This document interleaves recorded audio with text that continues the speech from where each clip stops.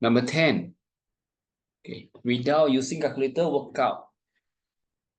This calculation is a fraction, so you must show all your workings and give your answer in mixed numbers, simplest form. Just add these two. 5 plus 2 is equal to 7.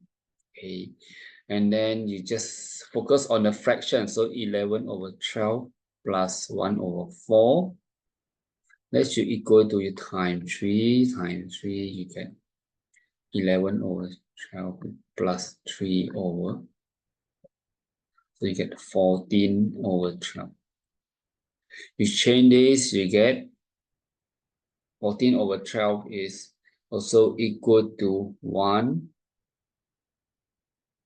2 over 12, or equal to 1 over 6. Okay. So now you plus the 7, you plus 1 over 6. You get 8, 1 over 6.